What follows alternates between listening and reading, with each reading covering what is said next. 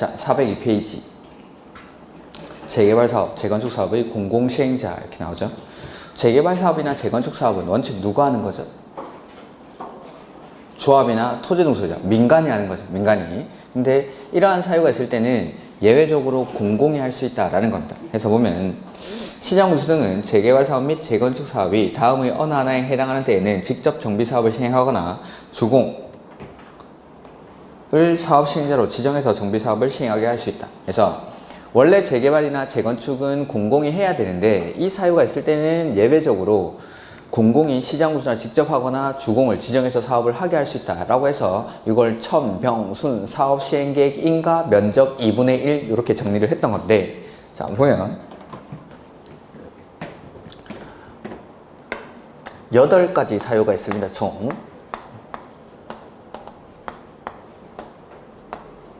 그래서 첫 번째 3가지는 천재지변, 그 다음에 지자체장이 집행하는 공공시설에 관한 사업과 병행, 그 다음에 순환 정비 방식. 요 3가지가 1번에는 천재지변 나오죠? 천재지변? 네. 그래서 1번이 천, 그 다음에 4번에 지자체장이 시행하는 공공시설에 관한 사업과 도시계획시설 사업과 병행하여 사업을 시행할 필요가 있을 때 요게 병, 그 다음에 5번에 순환 정비 방식 순, 이렇게 여기 3가지가 천병순, 이렇게 천재지변, 그 다음에 병행, 그 다음에 순환 정비 방식, 그 다음에 사업 시행 계획 인가를 기준으로 3개가 나오는데,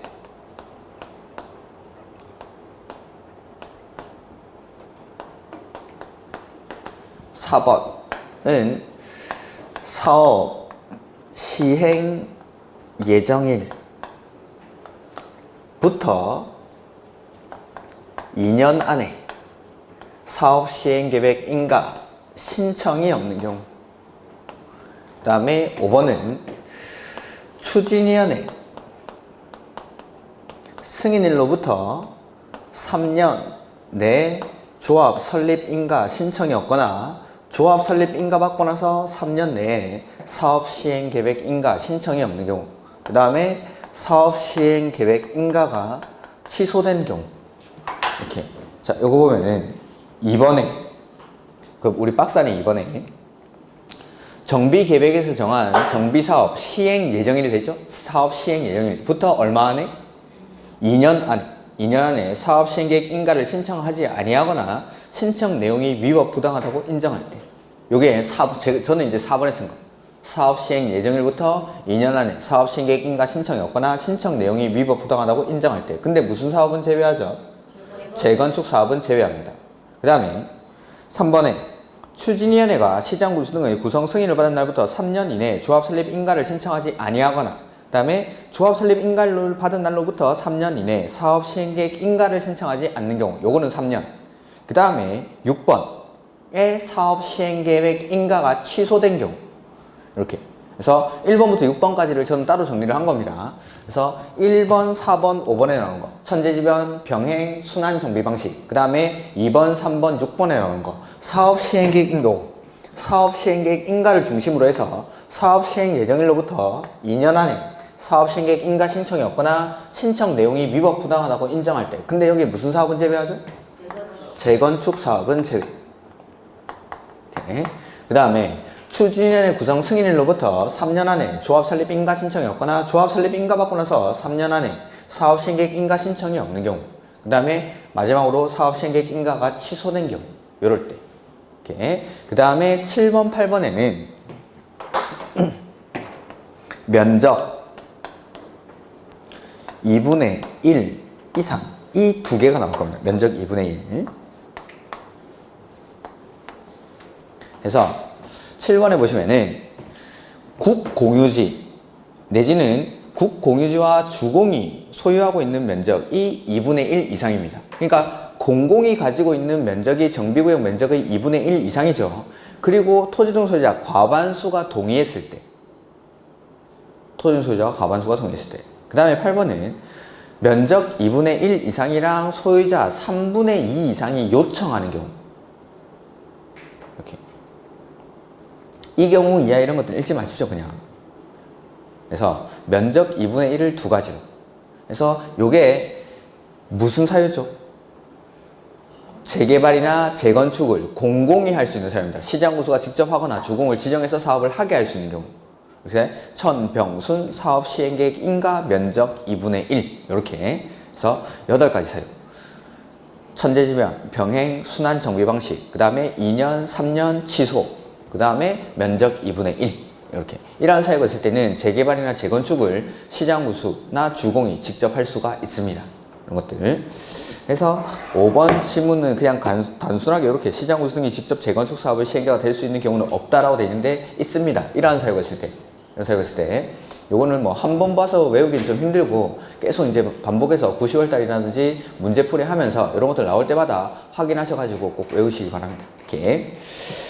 자, 그 다음에 이제 20번 이하에는 조합이 나오죠. 너무 중요하죠, 조합. 이게 문제들이 막 섞여 있어가지고 중간중간에 나오는데 일단 조합을 설명해 놓고 중간중간에 문제 나오는 거는 제가 문제 풀면서 그때그때 책을 찾아 드리겠습니다. 이번에는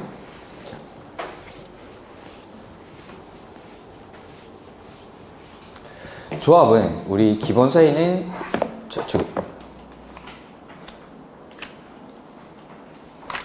410페이지 이하에 나옵니다. 410페이지 이하에. 정비법에서 조합 만들 때는 몇 명이 모이죠? 5명. 추진위원장을 포함한 5인 이상의 추진위원이 모여서 맨 처음에 뭐합니까? 추진위원회를 구성을 하죠. 추진위원회. 추진위원장을 포함한 5인 이상의 추진위원이 모여서 먼저 추진위원회를 구성을 합니다. 그 다음에 이 추진위원회를 구성할 때 N은 먼저 토지 등 소유자의 얼마의 동의를 받죠? 과반 동의를 받고, 그 다음에 두 번째는 시장, 군수 등에게 뭐 받습니까? 승인. 추진위원회는 인가받는 거 아니고 승인 받습니다. 그래서 추진위원회를 구성할 때는 토지 등 소유자 과반 동의랑 시장 군수의 승인을 받아서 이 추진위원회를 구성하고, 그 다음에 추진위원회에서 하는 일들이 있습니다. 첫 번째는 정비사업 전문 관리업자를 선정을 하고, 두 번째는 설계자를 선정하고, 세 번째 계략적인 사업 시행 계획서를 여기서 작성을 합니다. 계략적인 사업 시행 계획서. 확실한 사업 시행 계획서는 총회에서 의결을 하니까 이 추진위원회 단계에서는 계략적인 것만. 그 다음에 네 번째는 조합 설립을 위한 각종 준비 업무를 이 추진위원회 단계에서 하게 됩니다. 이 준비 업무 중에서 가장 중요한 게 조합 설립을 위한 동의를 받는 거예요. 동의를 받는 거. 이렇게. 자, 이 동의 요건이 재개발이랑 재건축에서 다르고, 재건축은 단지 안에서의 동의 요건이 있고 단지 밖을 포함해서 사업을 할 때 그 밖에서의 동의 요건이 또 다릅니다. 그래서 재개발은 4, 3, 2, 1 이렇게 했죠. 그래서 앞에 게 소유자입니까? 면적입니까? 이게 소유자. 소유자 4분의 3이랑 면적 2분의 1. 소유자 4분의 3이랑 면적 2분의 1. 그 다음에 안에서는 안 가죠? 안 가? 각동, 구분 소유자 과반수랑 전체 소유자 4분의 3이랑 면적의 4분의 3. 다 앞에는 소유자입니다. 그 다음에 밖에서는 소유자 4분의 3이랑 면적 3분의 2 이상의 동의를 받아서 조합 설립 인가를 신청하죠. 요게 정비법에서 조합 설립 시 동의 요건. 정비법에서. 개발법에서는 아까 동의 요건이 조합 설립할 때 면적 3분의 2랑 소유자 총수 2분의 1. 개발법에서는 면적이 앞에 나오죠. 개발법에서는 면적 3분의 2 이상이랑 소유자 총수 2분의 소유자 2분의 1. 이게 개발법에서 조합 설립할 때의 동의 요건. 정비법에서는 요게 정비법에서 조합 설립 시 동의 요건. 그 다음에 앞에 나오는 거 싹 다 4분의 3은 소유자. 앞에 4분의 3은 소유자. 그래서 뒤에 면적이 바뀌는 거죠. 요게 조합 설립 시 동의 요건. 그 다음에 안에서는 각동 과반수. 요게 들어가는 거예요. 각동 과반수. 요렇게 조합 설립 시 필요한 동의 요건 이상의 동의를 받고 나서 이제 뭐 하는 거죠? 동의 받고 나면 뭐 합니까? 인가 받으러 가야죠. 동의 받은 걸 들고 이제 인가 신청합니다. 조합 설립 인가 이거 누구한테 신청하죠? 시장, 군수 등. 정비법에서는 시장, 군수 등. 개발법에서는 지정권자. 개발법에서는 지정권자, 정비법에서는 시장, 군수 등. 이렇게. 그 다음에 조합 설립에 대한 인가를 받고 나면 조합이 성립합니까? 그렇죠. 법인이니까 등기해야 비로소 그때 법인격을 부여를 받죠. 자, 사람의 머리에 해당하는 게 총회. 총회는 조합원들로 구성이 되는데 정비법에서 조합원이 될 수 있는 사람은 누구죠? 토지 등 소유자. 그러면 재개발에서는 조합원이 될 수 있는 사람이 토지 소유자 또는 건축물 소유자 또는 지상권자. 재건축 사업에서는 건축물 및 그 부속 토지 소유자인데 재건축 사업은 지 하기 싫으면 안 하죠. 사익을 추구하는 사업이니까 지가 하기 싫으면 안 해도 됩니다. 해서 재건축 사업의 경우에는 누구만? 조합 설립에 동의한 자만 조합원이 될 수가 있다라는 거. 그 다음에 총회에서 모든 의사결정을 할 수가 없으니까 대의원회를 두는데 이 대의원회는 조합원이 몇 명 이상일 때? 100명 이상일 때. 두어야 합니까? 둘 수 있습니까? 두어야 한다. 정비법에서는 몇 명 이상일 때? 개발법에서는 몇 명 이상일 때? 50인 이상일 때. 어쩌? 둘 수 있다. 개발법은 50인 이상일 때 둘 수 있다. 정비법은 100인 이상일 때 두어야 한다. 이렇게.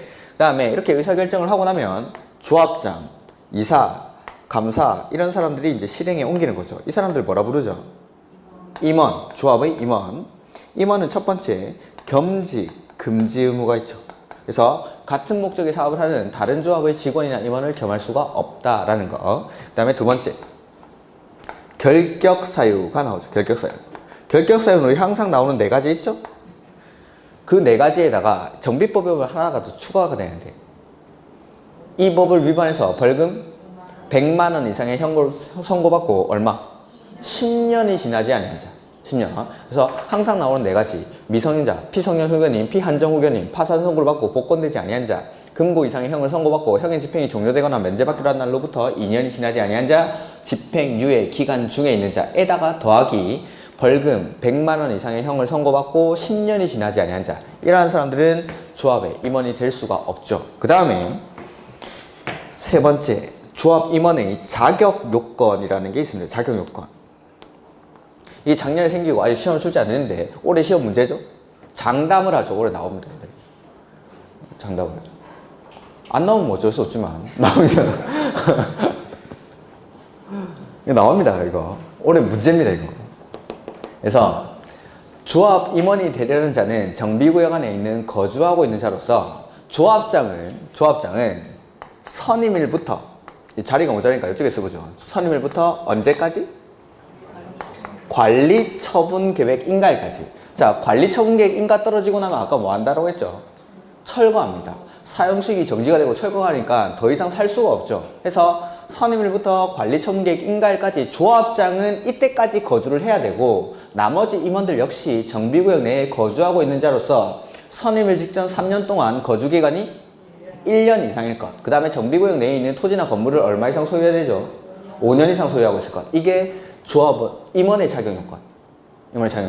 그 다음에 조합의 임원이었던 자가 이러한 결격사유에 해당하게 되거나 아니면 자격요건이 없음이 판명됐을 때 N은 언제 자격을 상실하죠? 당연퇴임. 개발법에서는 다음날. 그래서 개발법이 상당히 특이한 거고 보통은 이렇게 당연퇴임합니다. 당연퇴임. 이런 것들. 이게 임원의 자격요건. 요까지가 개발법이랑 유사한 내용들.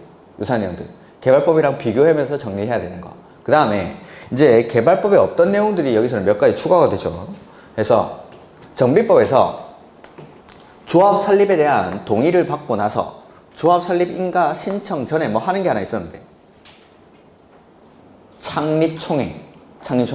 그래서 창립총회는 개최하는 시기가 시험에 많이 출제가 됐습니다. 개최하는 시기는 조합 설립에 대한 동의 후 인가 전에 동의 후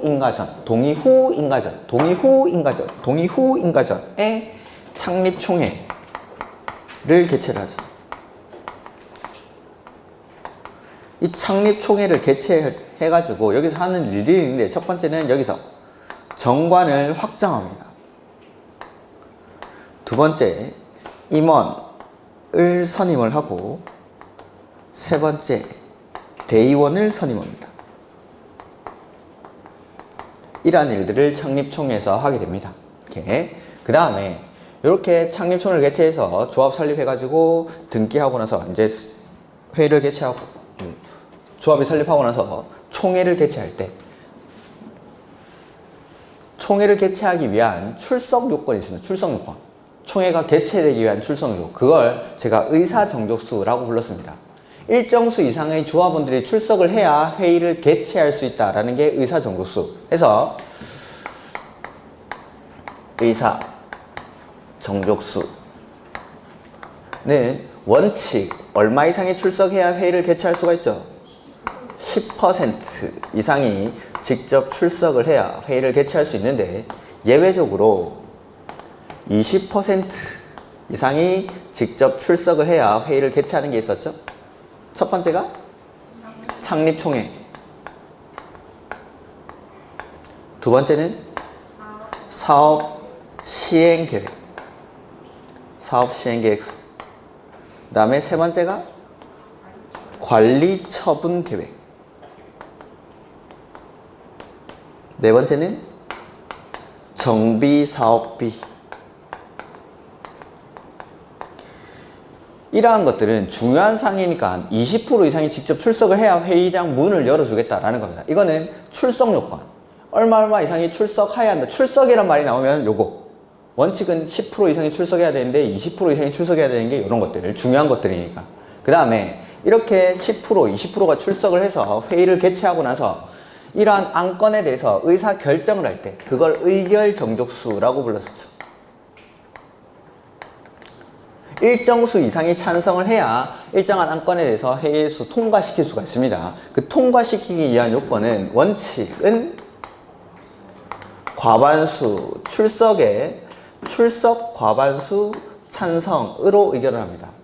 원칙은 과반수 출석에 출석 과반수 찬성으로. 근데 예외적으로 첫 번째, 과반수가 찬성해야 되는 게 있죠. 과반수가 찬성해야 되는 게 요 두 가지. 사업시행계획서랑 관리처분계획. 이 두 가지는 과반수가 찬성을 해야 됩니다. 사업시행계획서랑 관리처분계획. 그 다음에 3분의 2 이상이 찬성을 해야 되는 경우가 있는데, 이게 사업비가 얼마 이상 증가할 때죠? 10% 이상 늘어나는 경우. 근데 여기서 제외되는 게 있었는데, 그게 분양 신청을 하지 아니한 자에 대한 손실 보상 금액은 제외한다는 거. 이렇게 이러한 것들이 의결 정족수. 이렇게. 그래서 요거 말고 나머지 것들은 책을 읽으면서 좀 보도록 하죠. 410페이지. 조합은 중요하니까 이 책을 좀 보죠.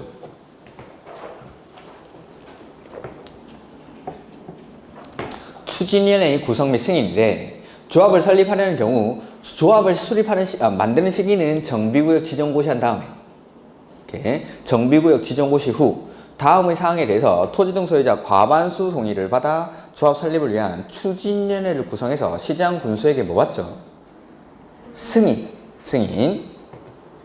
그 다음에 뭐 5명 이상이 모인다라는 게 박스 안에 들어가 있죠. 5인 이상의 추진위원이 모여가지고. 그 다음에 가로 2번에 추진위원회 구성에 동의한 토지 등 소유자는 조합 설립에 동의한 것으로 본다. 이렇게. 다만 조합 설립 인가를 신청하기 전에 시장 군수 등 및 추진위원회에 조합 설립에 대한 반대 의사를 표시한 추진위원회 동의자의 경우에는 그러하지 아니하다. 그러니까 항상 동의를 했다가 철회하는 것은 인가나 허가 등을 신청하기 전까지만 철회가 가능합니다. 그래서 추진위원회 구성에 동의한 사람은 조합 설립에도 동의한 것으로 보는데, 다만 조합 설립 인가 신청 전에 그 동의 의사를 철회한 경우에는 그러하지 아니하다. 그 다음에 가로 3번, 가로 4번 이런 것들은 됐습니다. 가로 4번 보면은 정비사업에 대해서 공공지원을 하려는 경우에는 추진위원회를 구성하지 아니할 수 있다. 그래서 시장, 군수 등이 정비사업을 지원하는 경우가 있습니다. 이럴 때는 정비구역 지정하고 추진위원회를 만들고 나서 조합을 설립해야 되는데, 추진위원회를 구성하지 않고 바로 조합 설립 인가를 신청하는 경우가 있습니다. 구역 지정하고 나서 공공지원에 의해서 정비사업을 할 때. 그 다음에 추진위원회의 기능, 추진위원회에서 하는 일들이 있죠. 이렇게 4가지. 정비사업 전문 관리업자를 선정하고, 설계자를 선정하고, 개략적인 사업 시행계획서를 작성하고 각종 준비 업무를 하게 됩니다. 그 박스 안에. 그 다음에 그 밖에 대통령령으로 정하는 업무라고 해서 추진위원회 운영규정의 작성, 토지 등 소유자 동의서의 제출 및 접수, 그 다음에 조합 설립을 위한 창립총회 개최. 자, 조합이 만들어지기 전의 일은 싹 다 요거 추진위원회 단계에서 다 하는 겁니다. 그러니까 창립총회는 개최하는 시기가 조합 설립 인가 받고 나서 합니까? 인가 전에 합니까? 인가 전에. 조합이 만들어지기 전에 하는 거죠. 그래서 창립총회도 역시 추진위원회가 개최를 합니다. 그 다음에 정관 초안의 작성. 창립총회를 개최하면 여기서 정관을 확정을 해야겠죠. 여기서 확정을 하려면 추진위원회 단계에서 정관 초안의 작성을 해놔야 됩니다. 이렇게. 그 밖에 뭐 추진위원회 운영규정으로 정하는 사항, 이렇게. 그래서 그 밖에 대통령령으로 정하는 업무도 가끔씩 시험 문제 출제가 된 적이 있는데, 이런 것들은 그냥 한번 읽어만 두시고. 그 다음에 나머지 내용은 굳이 안 보셔도 좋겠고, 그 다음에 추진위원회의 조직 보시면은 가로 1번에 3번에 가로 1번. 추진위원회는 추진위원회를 대표하는 추진위원장 1명이랑 감사를 둡니다. 여기 이사는 없죠? 위원장 1명이랑 감사. 이렇게. 그 다음에 추진위원회 선출에 관한 선거관리는 41조 4방을 준용한다. 이게 뭐냐면은 조합 임원 선출에 관해서는 선관위에다가 위탁할 수 있다, 그겁니다. 그러니까 추진위원장 뽑는 것도 선관위에 위탁할 수 있습니다. 2천억씩 해먹는 애들이 있으니까. 이렇게.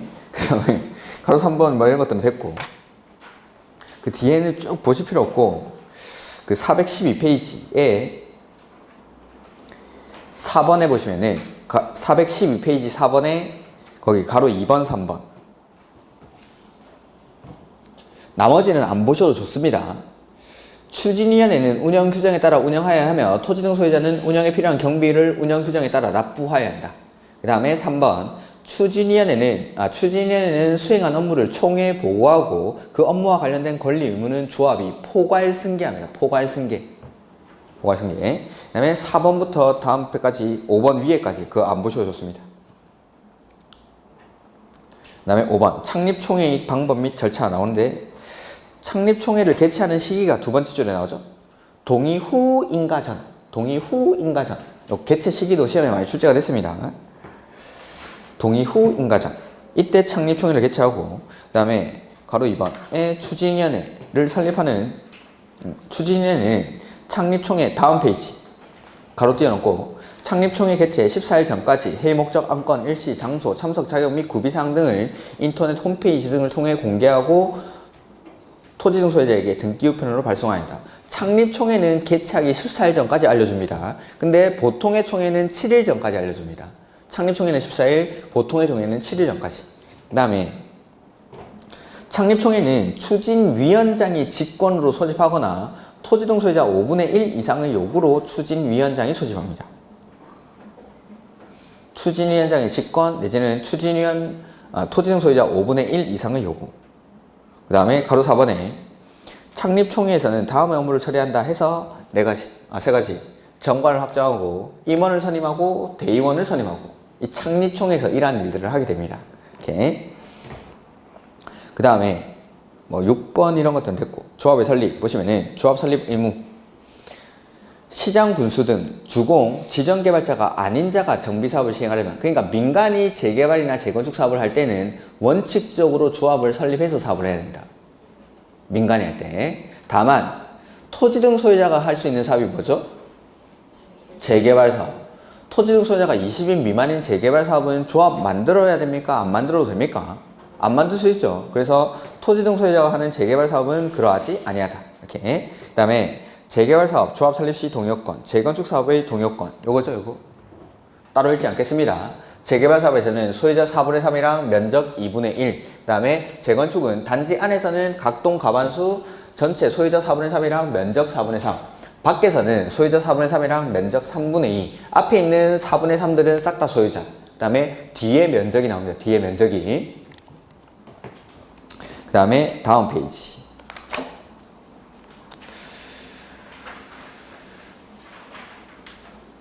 그 416페이지 가로 4번에 보시면은 변경의 동의 요건이 나오는데 설립된 조합이 인가받은 사항을 변경할 때는 뭐 받죠?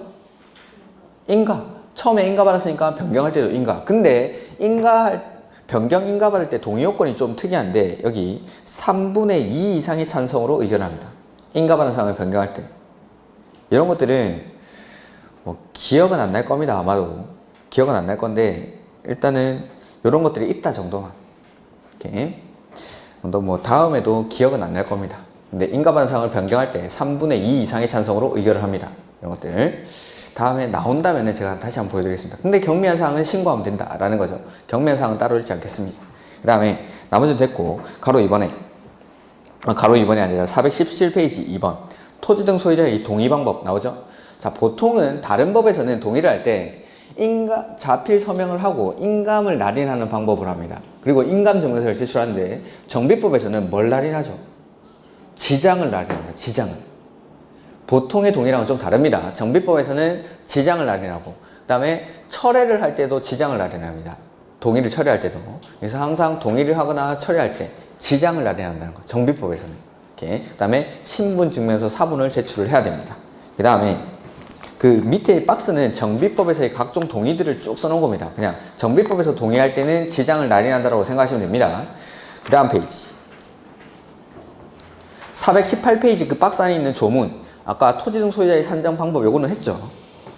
그 다음에 뭘 볼 거냐면은 419페이지 동그라미 2번에 그 박스 안에 동그라미 2번 요건 안 했었는데 동의의 철회 또는 반대 의사의 표시는 다음 각 호의 기준에 따른다 해서 1번 원칙적으로는 항상 동의를 했다가 철회할 때 언제까지 하죠? 인가나 허가를 신청하기 전까지만. 원칙적으로는 인가, 허가 등을 신청하기 전까지만 동의 처리가 가능합니다. 근데 2번에 보시면은 다음의 동의는 최초 동의한 날부터 30일까지만 철회할 수 있습니다. 그게 그 밑에 가해, 정비구역 해지에 대한 동의, 그 다음에 조합 설립에 대한 동의. 요 두 가지는 최초 동의한 날부터 30일까지만. 원래 동의를 처리하는 거는 인허가 등을 신청하기 전까지 처리할 수 있죠. 근데 정비구역 해지에 대한 동의랑 조합 설립에 대한 동의는 최초 동의한 날부터 30일까지만. 근데 다시 위로 올라가셔가지고 다만 나목의 동의, 그게 조합 설립에 대한 동의죠. 조합 설립에 대한 동의는 화이팅 힘내시고 나목에 대한 동의는 30일이 지나기 전이라도 뭐 하고 나면 동의가 철회가 안 됩니까? 창립 총회를 개최하고 나면 철회가 안 됩니다. 다시 자, 동의를 했다가 철회하는 건 항상 원칙적으로는 인허가 등을 신청하기 전까지만 철회가 가능합니다. 다만 다음에 동의해서 정비구역 해제에 대한 동의, 조합 설립에 대한 동의는 최초 동의한 날부터 30일까지만 철회가 가능합니다. 근데 조합 설립에 대한 동의는 30일이 지나기 전이라도 창립 총회를 개최한 다음에는 철회할 수가 없다라는 거. 없다. 그 다음에 동그라미 3번 보시면은 동의를 철회하거나 반대의 의사표시를 하려는 토지 등 소유자는 동의의 상대방 및 시장 군수 등에게 철회서에 토지 등 소유자의 지장을 날인하고 자필 성명을 적은 후 신분증명서 사본을 내명 증명의 방법으로 발송하여야 한다. 이 경우 시장 군수 등이 철회서를 받은 때에는 지체 없이 동의 상대방에게 철회서가 접수됐다는 사실을 통지하여야 한다. 자, 동그라미 3번을 한번 정리를 해보죠. 이쪽이다. 갑이라는 사람이 조합 설립에 대해서 동의를 했습니다. 그랬다가 이 동의 의사를 철회를 하려고 하는 거죠. 그럴 때는 동의의 의사를 두 군데다가 보내줍니다. 두 군데다가. 그 동그라미 3번에 맨 첫 번째 줄. 동의를 철회하거나 반대 의사의 표시를 하려는 자는 토지 등 소유자는 누구한테 보내주죠? 동의의 상대방 및 시장 군수. 두 군데다 보내죠. 자, 조합 설립에 대한 동의는 추진위원회에서 받는 겁니다. 추진위원회에서. 그러면 지금 사례에서는 철회의 상대방이 추진위원회가 됩니다. 추진위원회. 조합 설립에 대해서 동의했다가 철회하는 거니까. 그래서 철회의 의사표시는 추진위원회랑 철회의 상대방이랑 누구한테? 시장, 군수 등. 두 군데다 보내주죠. 그 다음에 동그라미 3번 맨 끝에 보시면은 철회서가 시장 군수 등에게 접수가 되면은 이 시장 군수 등은 즉시 철회의 상대방에게 통지를 해줘야 되죠. 알려줘야 됩니다. 요게 동그라미 3번에 나오는 내용들. 그 다음에 여기다가 제가 날짜를 붙여보겠습니다. 자, 갑이 철에서를 보내는 날짜는 오늘 며칠이지? 10일쯤 됐나? 10일이 안 되죠? 3일? 8월 3일에 철에서를 추진위랑 시장 군수 등에게 발송을 했습니다. 근데 시장 군수 등에게 도달한 날은 4일날 도달을 하고 추진위원회에는 무슨 사정이 있는지 모르겠지만 6일날 철에서가 도달을 했습니다. 그 다음에 시장 군수 등이 4일날 철에서가 접수되고 나서 이 철에서가 접수됐다는 사실을 추진위원회에게 지체 없이 통지한 날이 5일입니다. 그러면은 동그라미 4번에 이항에 따른 동의의 철회나 반대 의사의 표시는 철에서가 동의의 상대방에게 도달한 때는 며칠이죠? 6일. 철에서가 동의의 상대방에게 도달한 때는 6일. 그 다음에 또는 제3항 후단에 따라 시장 군수 등이 동의의 상대방에게 철에서가 접수됐다는 사실을 통지한 때는 며칠이죠? 5일. 중에 어떤 때? 빠른 때. 이것도 시험에 나왔죠. 날짜를 그대로 넣어가지고 그래서 지금 제가 날짜를 4개를 쓰죠. 시험 문제에서는 아마 발송한 날 이게 없었을 겁니다. 이게 없고 아무튼 날짜를 3개를 넣어놓고 다음 주 철회의 의사표시가 효력이 발생하는 시기는 해서 지금 우리 문제 보면은 6일이랑 5일을 비교해야 되죠.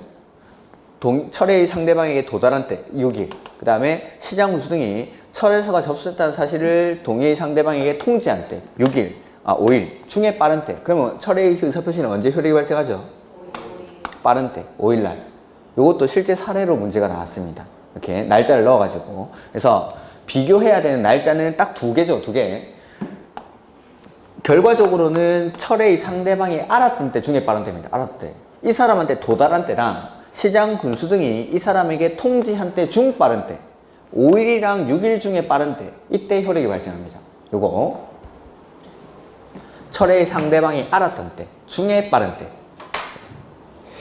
그 다음에 뭐 2번, 3번 이런 것들은 됐고 재사용 특례 이런 거 그냥 보지 마십시오. 그 다음에 421페이지 보시면은 조합의 법인격. 힘내십시오. 이거 시험에 나옵니다. 2문제 나옵니다. 2문제. 정비법 조합은 엄청 중요한 겁니다. 이건 안 나올 수가 없습니다.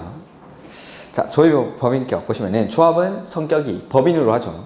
정확하게 말하면 공법상 비영리 사단법인입니다.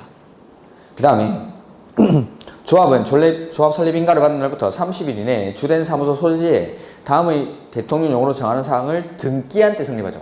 법인이니까 인가받으면 성립하는 게 아니라 등기한 때. 그 다음에 조합의 명칭에는 정비사업 조합이라는 문자를 반드시 사용해야 한다. 그 다음에 정비사업의 조합원은 누가 되죠? 토지 등 소유자. 정비법에서 조합원이 될 수 있는 사람은 토지 등 소유자. 근데 재건축 사업은 누구만? 동의한 자만. 그래서 정비법에서 조합원이 될 수 있는 사람은 토지 등 소유자가 조합원이 되는데 재건축 사업은 동의한 자만. 그 다음에 다음의 어느 하나에 해당하는 때에는 그 여러 명을 대표하는 한 명을 조합으로 본다 해서 1번 토지 또는 건축물 소유권과 지상권이 여러 명의 공유에 속할 때, 공유일 때는 조합원 한 명만. 그 다음에 여러 명의 토지 등 소유자가 한 세대에 속하는 때, 아버지 토지 소유자, 어머니 건물 소유자, 아들도 건물 소유자 한 명만 조합원이 될 수 있습니다. 한 명만. 그 다음에 조합 설립 인가 후 한 명의 토지 등 소유자로부터 토지 또는 건축물의 소유권이나 지상권을 양수해서 여러 명, 소유권이 쪼개졌죠? 그럴 때도 조합원은 한 명만. 다음 페이지. 그래서 자, 재개발이나 재건축에서 조합원의 지위 양도는 원칙은 자유라고 했죠. 원칙적으로 사고 팔고가 가능한데 어디서는 금지가 되죠? 투기과열지구에서 금지가 됩니다. 재건축 사업은 언제부터? 조합 설립 인가 후부터. 재개발 사업은 관리처분계획 인가 후부터. 지금 422페이지 보고 있습니다. 422페이지. 관리처분계획 인가 후부터 해당 정비사업의 건축물 또는 토지를 양수한 자는 조합원이 될 수 없다. 근데 괄호 안에 뭐는 제외하죠? 상속 이혼은 제외하고. 이렇게. 그 다음에 다만 양도인이 다음의 어느 하나에 해당하는 경우에는 그 양도인으로부터 건축물 또는 토지를 양수한 자는 그러하지 아니하다. 즉 투기과열지구 아니라도 밑에 있는 사유에 해당하면은 양도 양수가 가능하다는 겁니다. 그래서 첫 번째 세대원의 근무사항 또는 생업사의 사정이나 질병치료, 치약, 뭐 결혼 등의 목적으로 세대원 모두, 일부가 하는 거 아니고 모두 해당 사업구역에 위치하지 아니한 특별시, 광역시, 시군으로 이전하는 경우. 그 다음에 세대원 모두 상속으로 취득한 주택으로 이전하는 경우. 그 다음에 세대원 모두 해외로 이주하거나 세대원 모두 해외에 2년 이상 체류할 때. 그 다음에 1세대 1주택자로서 그 정비구역 안에 있는 건축물이나 토지의 소유기간은 10년 이상, 거주기간은 5년 이상일 것. 이러면은 그러니까 마지막 4번 사유는 이 사람은 투기 목적으로 취득하는 게 아닙니다. 1세대 1주택자이고 소유기간이 10년 이상, 거주기간이 5년 이상이라는 건 투기 목적이 아니니까 이 사람은 조합에 있는 지위를 팔고 나갈 수 있게 해주는 겁니다. 이렇게. 그 다음에 그 밖의 사유는 그냥 보지 마십시오. 이러한 사유가 있을 때는 투기 가열지구라도 양도 양수가 가능하다라는 거죠. 그 다음에 정관의 기재사항, 뭐 정관에는 다음의 사항이 포함되어야 한다 해서 엄청나게 많죠? 이건 됐습니다. 그 다음에 2번. 시도지사는 표준정관을 작성해서 보급할 수 있다. 이거 예전에는 국장이 표준정관을 작성해서 보급했었는데 이것도 개정된 겁니다. 국장이 아니라 시도지사가 표준정관을 작성할 수가 있습니다. 그 다음에 조합이 정관을 변경하는 경우 총회를 개최해서 조합은 과반수 찬성으로 시장구수 등의 인가를 받는다. 자, 이 조합에 대한 인가 있죠? 조합에 대한 인가는 제가 정관에 대한 인가라고 말씀드렸습니다. 그래서 정관에 대해서 처음에 인가받았으니까 정관을 변경할 때도 인가받는데 정관은 조합에서 중요한 사항이기 때문에 정관을 변경할 때는 원칙적으로 과반수가 찬성해야 됩니다. 그러니까 원칙적인 동의요건 자체가 상당히 높죠. 과반수가 찬성. 근데 정관을 변경하려고 할 때 3분의 2 이상이 찬성을 해야 되는 게 있습니다. 제가 두 문자는 요거 자, 제, 구, 비, 시, 설 이렇게 했던 겁니다. 그래서 과반수 찬성으로 시장구수의 인가를 받는 다만 위 가로 1의 2에서 4, 8, 13 또는 16의 경우 3분의 2 이상의 찬성을 한다. 이것도 시험에 무지하게 나오는데 읽어보면은 앞에 2번에 조합원의 자격 조합원의 자격 그 다음에 3번에 제명, 탈퇴, 교체 그 다음에 4번에 정비구역의 위치나 면적 그 다음에 8번에 조합원의 비용부담 그 다음에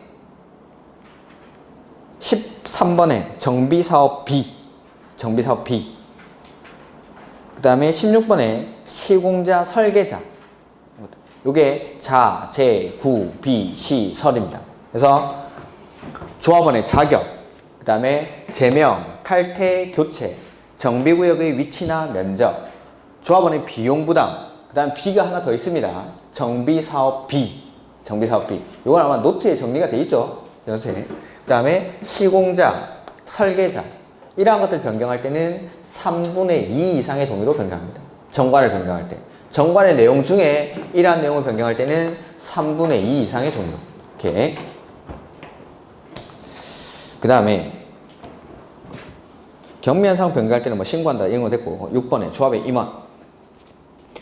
조합은 다음의 어느 하나의 요건을 갖춘 조합장 1명이랑 이사, 감사를 임원으로 둔다. 이 경우 조합장은 선일부터 언제까지? 저랑 같은 페이지 보고 있는 거 맞죠? 424페이지 밑에 6번에 그거 보고 있습니다. 두 번째 줄. 조합장은 선일부터 언제까지? 관리 처분, 좀 너무 앞서 나가지 말고 같이 가죠. 지금 가로 1번에 두 번째 줄 읽고 있습니다. 이거 제가 시험 문제라고 했습니다. 이거 나옵니다. 61번 문제, 62번 문제 중에 하나 나와요. 61번 문제 지문 3번에 아마 나올 겁니다. 이게 진짜 나오는데 이거. 조합장은 선임일부터 관리처분계획 인가를 받을 때까지 그 지역에 거주해야 됩니다. 조합장은. 근데 장사하는 사람은 영업을 해야 되고 그 다음에 나머지 임원들 역시 정비구역에 거주하고 있는 자로서 선임일 직전 얼마 동안? 3년 동안 거주기간이 1년 이상일 것. 그 다음에 정비구역 내에 있는 토지나 건물을 얼마 이상 소유해야 되죠? 근데 재건축 사업은 당연히 건축물 및 토지를 5년 이상 소유해야 됩니다. 요게 조합 임원의 자격. 임원은 이러한 자격 요건이 갖춰져야 임원이 될 수가 있습니다. 그 다음에 가로 2번에 조합의 이사와 감사의 수는 대통령령으로 정하는 범위 해서 가로 안에 요거 표시해놨죠. 이사는 3명 이상으로 하고 감사는 1명 이상 3명 이하. 근데 조합원이 많을 때 100명을 초과할 때는 이사를 몇 명으로 할 수 있죠? 5명 이상으로 구성할 수 있습니다. 다시 조합장은 1명, 그 다음에 이사는 3명 이상, 감사는 1명 이상, 3명 이하로 하는데 조합원이 100명을 초과할 때는 이사를 5명 이상으로 할 수 있습니다. 이렇게. 그 다음에 조합총회 의결을 거쳐 조합 임원의 선출에 관한 선거 관리를 선관위에다가 위탁할 수 있다라는 것. 그 다음에 임원의 임기는 3년 이하에서 정관으로 정하는데 연임할 수가 있죠. 이렇게. 그 다음에 5번 이런 것들을 그냥 보지 마십시오. 5번, 6번 이런 것들 그냥 보지 마십시오.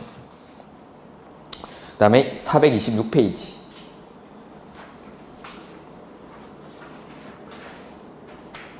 (7번) 보시면은 조합 임원의 직무죠. 조합장은 조합을 대표하고 사무를 총괄하며 총회 또는 대의원의 의장이 되고 조합장이 대의원의 의장이 되는 경우에는 대의원으로 본다. 그래서 조합장은 대의원이 될 수 있지만 나머지 이사나 감사는 대의원이 될 수가 없습니다. 이렇게 조합장만 대의원이 될 수 있고 나머지 임원들은 대의원이 될 수가 없습니다.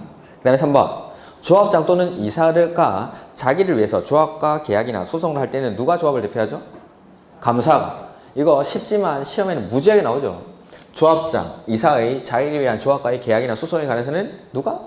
감사가. 이런 거 지문 나오면은 땡큐 감사 하면서 풀어야죠. 감사 땡큐 땡큐. 이거 시험에 상당히 자주 나오는 지문이죠. 그 다음에 4번 이게 겸직금지무죠.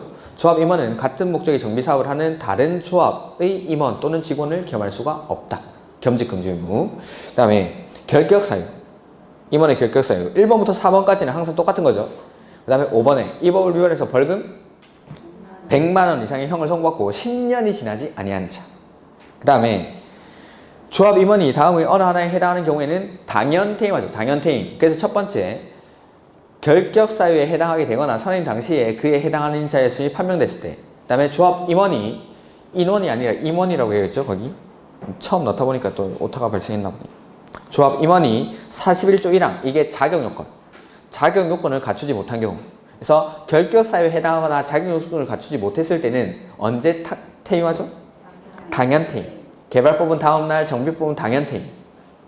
그 다음에 퇴임된 임원이 퇴임 전에 관련 행위는 효력을 잃지 아니한다. 그 다음에 조합 임원은 조합원 10분의 1 이상의 요구로 소집된 총회에서 조합원 과반수 출석과 출석조합원 과반수 동의를 받아 해임할 수 있다. 그러니까 임원을 자르는 거는 되게 쉬운 겁니다. 보통 총회를 소집할 때는 조합장이 직권으로 소집하거나 조합원 5분의 1 이상의 요구를 해야 총회를 소집할 수 있는데 임원의 해임에 관해서는 10분의 1을 요구로 소집할 수가 있습니다. 5분의 1이 요구해야 총회를 소집하는데 임원을 자르는 거 이거는 10분의 1만 요구해도 총회를 소집할 수 있습니다. 이게 작년 시험 문제입니다. 그 다음에 총회에서 과반수 출석과 출석조합원 과반수 동의로 전문조합 관리를 선정을 요청하는 이거는 그냥 보지 마십시오. 이거. 나올 수도 있는데 이거는 그냥 됐습니다. 그 다음에 9번 총회 소집. 조합에는 총회를 반드시 둬야 됩니다. 총회를. 그래서 총회는 조합장이 직권으로 소집하거나 조합원 5분의 1 이상 내지는 대의원 3분의 2 이상. 아까 여기 창립총회는 추진위원장이 직권으로 소집하거나 토지 등 소유자 5분의 1. 아직 조합이 안 만들어졌으니까 조합원은 없죠. 그래서 토지 등 소유자 5분의 1. 근데 여기 총회. 어딨지? 요 총회. 이 총회는 조합장이 직권으로 소집하거나 조합원 5분의 1 이상. 이거 똑같죠? 근데 총회는 한 명 더 들어갔죠. 대의원 3분의 2. 창립총회는 대의원이 소집할 수 없습니까? 네. 여기서 대의원을 선임을 하니까. 대의원이 없으니까. 그래서 소집하는 요건이 똑같은 겁니다. 조합장이 직권으로 소집하거나 토지 등 소유자 조합원 5분의 1 이상. 근데 가로 안에 이번에 첫 번째 주 가로 안에 정관의 기재사항 중 조합 임원의 권리, 의무, 보수, 선임 방법, 변경 및 해임 아까 방금 읽은 거죠. 임원을 해임하는 거는 얼마? 10분의 1 이상의 요구로. 그러니까 조합 임원의 권리, 의무에 관한 사항에 대해서는 10분의 1만 요구해도 그러니까 비리 저지르는 임원을 자르기가 쉬워졌다 이 말입니다. 이게 신설된 내용입니다. 이렇게 비리 저지르는 임원들은 빨리빨리 잘라야 되니까 10분의 1만 요구해도 소집을 할 수가 있습니다.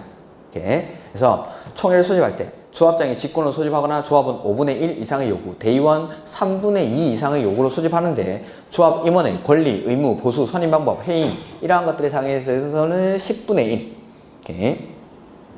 그 다음에 가로 3번 조합 임원의 사임, 해임 또는 임기 만료 후 6개월 이상 임원이 선임되지 않죠. 자, 임원이 공석이 되고 나서 6개월에 건강했는데도 임원이 선임이 안 되면은 사업이 제대로 될 리가 없죠. 그래서 그럴 때는 아주 예외적으로 시장, 군수 등이 직접 총회를 소집합니다. 이런 것들도 되게 특이한 조문이죠. 그 다음에 아까 창립총회는 14일 전까지 회의 목적, 안건, 일시, 장소 등을 알려주죠. 근데 일반 총회는 7일 전까지. 가로 4번에. 그 다음에 뭐 5번 이런 거 됐고, 총회 의결. 다음에 상하는 총회 의결을 거쳐야 한다. 그 다음에 이런 건 됐고, 가로 2번. 또 됐고, 가로 3번. 자, 총회에서 의사결정을 할 때는 원칙, 과반수 출석에 출석 과반수 찬성으로 의결을 한다라는 거죠. 과반수 출석에 출석 과반수 찬성으로. 근데 가로 4번에 가로 1의 9랑 10의 경우 조합원 측 과반수 찬성으로 의결한다. 9번, 10번이 요거 사업 시행계획서랑 관리처분계획. 요거는 과반수 찬성으로. 사업 시행계획서랑 관리처분계획은 과반수 찬성. 그 다음에 가로 4번 정비사업비가 10% 이상 늘어날 때 N은 얼마? 3분의 2 이상의 찬성. 이거 자, 과반수 찬성하는 거는 두 가지죠. 사업 시행계획서랑 관리처분계획은 과반수 찬성으로. 근데 사업비가 10% 이상 늘어나는 경우는 3분의 2 이상이 찬성하는 경우. 근데 여기서 제외되는 것도 시험에 많이 나왔죠. 분양 신청을 하지 아니한 자에 대한 손실 보상 금액은 제외한다. 그것도 중요한 사항입니다. 그 다음에 뭐 가로 5번 뭐 서면으로 의결권을 행사할 수 있고, 서면으로 의결권을 행사했을 때는 출석한 것으로 봐준다라는 거. 그 다음에 6번 회의를 할 때 N은 원칙은 얼마 이상 출석해야 되죠? 10% 이상이 직접 출석해야 되죠. 근데 20%가 출석해야 되는 게 네 가지가 있죠. 창립총회, 사업시행계획서, 관리처분계획 등 대통령령으로 정하는 경우에 여기에 있습니다. 정비사업비. 그래서 창립총회, 사업시행계획서, 그 다음에 관리처분계획, 정비사업비 이런 것들은 20% 이상이 직접 출석을 해야 된다라는 거. 그 다음에 430페이지. 대의원회가 나오죠. 대의원회는 조합원이 몇 명 이상일 때? 100명 이상일 때. 두어야 합니까? 둘 수 있습니까? 두어야 한다. 그 다음에 2번. 대의원회는 조합원 10분의 1 이상으로 구성한다. 다만 조합원의 10분의 1이 100명을 넘는 경우, 10분의 1이 100명을 넘을 때는 10분의 1의 범위 안에서 100명 이상으로 구성할 수가 있습니다. 그 다음에 조합장이 아닌 조합 임원은 대의원이 될 수 없다라고 되어 있죠. 자, 보면은 조합원이 500명입니다. 그럼 대의원을 몇 명으로 하죠? 안 듣고 있죠, 지금. 대의원은 조합원 10분의 1 이상으로 구성한다. 그러면 대의원의 50명 이상으로. 50명 이상으로. 자, 근데 조합원이 2000명입니다. 그러면은 10분의 1이 몇 명이죠? 200명. 10분의 1이 100명을 넘죠? 그럴 때는 어떻게 한다고 했죠? 10분의 1의 범위 안에서 100명 이상으로 구성할 수 있다. 해서 100명 이상, 200명 이하 이렇게 할 수가 있다라는 겁니다. 다시 대의원은 조합원 10분의 1 이상으로 구성을 하는데 그 10분의 1이 100명을 넘을 때 N은 100명 이상 10분의 1의 범위 안에서 100명 이상으로 구성할 수 있다. 이렇게. 그 다음에 4번 대의원회는 총회 의결 사항 중 다음의 대통령령으로 정하는 사항 외에는 총회의 권한을 대행할 수 있다. 그래서 다음의 사항은 총회의 권한을 대행할 수 없는 겁니다. 우리 개발법에서는 총회의 권한을 대행할 수 없는 게 뭐였죠? 개발법 조합에서 총회의 정권사항이 정원화 게임회, 정관, 환지계획, 개발계획, 임원의 선임, 그 다음에 조합의 합병이나 해산 똑같이 여기 나옵니다. 1번에 박사는 1번에 뭐죠?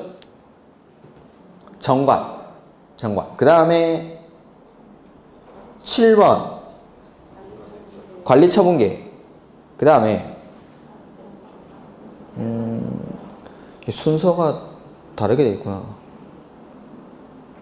관리처분계획이랑 사업시행계획이 있어야 되는데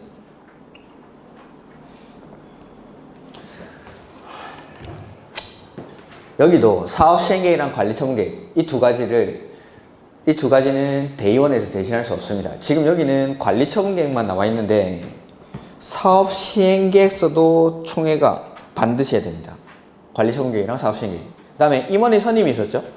여기도 9번에 임원의 선임이랑 해임 뿐만 아니라 대의원의 선임과 해임도 총회에서 반드시 결정합니다. 자, 개발법에서는 임원의 선임이라고만 되어 있습니다. 개발법은. 근데 정비법은 임원의 선임뿐만 아니라 해임까지, 그 다음에 임원뿐만 아니라 대의원의 선임과 해임도 총회에서 결정해야 됩니다. 대의원의 선임과 해임도. 근데 그 뒤에 다만 정관이 정하는 바에 따라 임기 중 거리된 자를 보궐 선임하는 것은 대의원에서 대신할 수 있습니다. 보궐 선임이라도 근데 안 되는 사람이 한 명 있죠. 조합장. 조합장의 보궐 선임은 반드시 총회에서 합니다. 조합장은 보궐 선임도 총회에서 해야 됩니다. 나머지 임원들이나 대의원들은 보궐 선임하는 건 대의원에서 대신할 수 있는데 조합장은 보궐 선임도 총회에서만. 이렇게. 그 다음에 합병이나 해산이 나와 있죠. 그래서 합병 해산이 8번. 조합의 합병 또는 해산. 다만 사업 완료로 인한 해산은 제외한다. 요까지만. 나머지는 그냥 참고로 보시고. 그러니까 요까지는 개발법이랑 똑같죠. 그리고 지금 관리처분계획은 나와 있지만 사업시행계획서 요것도 총회에서 반드시 결정합니다.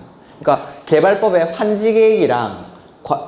환지계획이랑 개발계획에 대응되는 걸 요 두 가지라고 생각하시면 되겠죠. 정관, 그 다음에 환지계획, 개발계획이 대신에 사업시행계획, 관리처분계획, 그 다음에 임원의 선임 대신에 여기는 임원의 선임이나 해임, 그 다음에 대의원의 선임이나 해임, 그 다음에 조합의 합병이나 해산, 합병이나 해산 이런 것들. 그 다음에 4번에 보시면은 그 동그라미 4번에 시공자, 설계자, 감정평가업자 이런 것들. 그 다음에 6번에 정비사업 전문 관리업자, 사람 바꿀 때도 총회에서 합니다. 이런 것들. 그래서 이런 것들도 시험에 조금씩 나오니까 일단은 봐주시고. 그 다음에 주민대표회의라는 건데, 자, 조합이 사업할 때는 구역 지정하고 나서 추진위원회 만들죠. 조합이 사업할 때는. 근데 시장, 군수나 주공이 사업을 할 때는 구역을 지정하고 나서 주민 대표회의라는 걸 구성합니다. 자, 구역 지정하고 나서 그러면 두 가지로 나뉘는 겁니다. 조합이 사업을 할 때는 추진위원회 구성해서 조합 만들어서 사업을 하고, 시장, 군수나 주공이 사업할 때는 요 주민 대표회의를 구성합니다. 시장, 군수나 주공이 할 때. 그 다음에 신탁업자가 사업을 할 때는 토지등 소유자 전체 회의를 구성하는데 그거는 시험에 거의 안 나오니까 요거만 보면은, 자, 가로 1번. 토지등 소유자가 시장, 군수 등 또는 주공 등의 사업 시행을 원하는 경우에는 정비구역 지정 고시 후 주민대표회의를 구성한다. 시장, 군수나 주공의 사업 시행을 원할 때는 조합 만드는 게 아니라 요거 주민대표회의를 구성하죠. 그 다음에 주민대표회의는 위원장을 포함해서 5명 이상 25명 이하로 구성을 하고, 다음 페이지. 주민대표회의는 토지등 소유자 과반수 동의를 받아 시장, 군수 등의 승인을 받아야 한다. 이거 어디서 본 것 같은데? 그렇죠. 이거. 추진위원회 구성할 때도 과반 동의 받고 시장, 군수의 승인을 받죠. 주민대표회의도 과반 동의 받고 시장, 군수의 승인을 받습니다. 그 다음에 추진위원회 구성에 동의한 자는 조합 설립에 동의한 것으로 봅니까? 네. 그래서 주민대표회의 구성에 동의한 자는 시장, 군수나 주공의 사업 시행에 동의한 것으로 봅니다. 그래서 그 밑에 4번 주민대표회의 구성에 동의한 자는 사업 시행자 지정에 동의한 것으로 본다. 이렇게. 추진의 구성에 동의하면은 조합 설립에 동의한 것으로 보고, 그 다음에 여기 주민대표회의 구성에 동의하면은 여기 사업 시행자 지정에 동의하고, 시장, 군수나 주공의 사업 시행에 동의한 것으로 본다라는 거. 이렇게. 그 다음에 나머지 내용은 안 보셔도 좋습니다. 여기까지. 힘드시죠? 문제는 조금 쉬었다가 풀도록 하죠.